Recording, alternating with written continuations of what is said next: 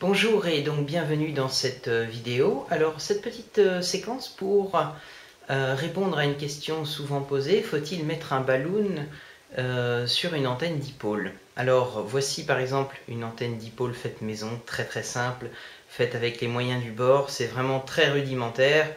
Donc voilà, on a un dipôle, comme vous pouvez le voir ici. Donc voilà, de façon très schématique. Donc la question est, faut-il mettre un balloon pour symétriser, puisque vous savez que dans un câble coaxial, le signal n'est pas symétrique. Généralement, les sources RF, telles que des émetteurs, etc., sont des sources asymétriques.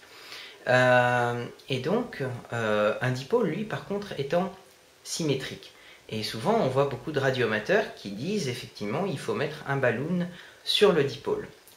Et je vais prouver le contraire en vous montrant qu'en réalité, il n'y a pas besoin de mettre un balloon sur un dipôle, même si pourtant un dipôle est un dipôle symétrique, tout simplement parce que la résistance de rayonnement ne se trouve pas en ce point-là, mais se trouve définie par les extrémités du dipôle.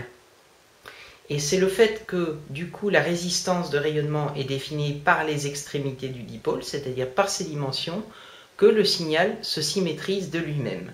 Donc, non, on n'a pas besoin de mettre de balloon sur un dipôle.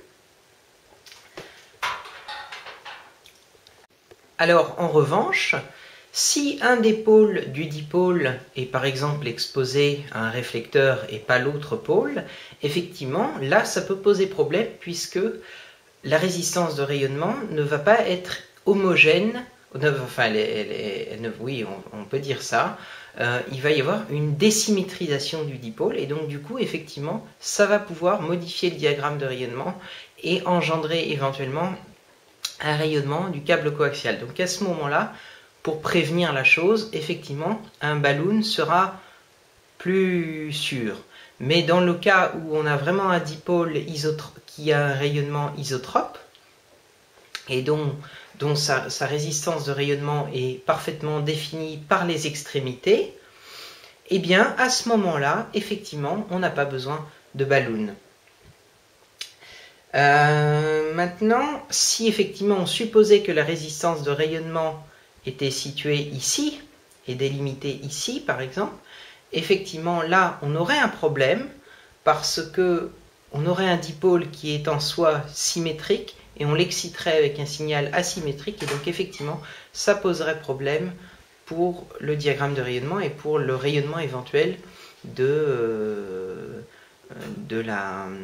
câble coaxial, de la ligne de transmission.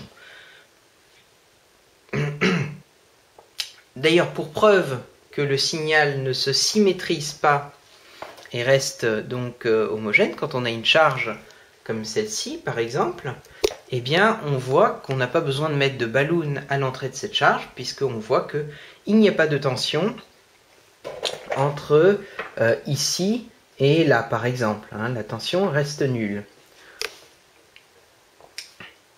Voilà.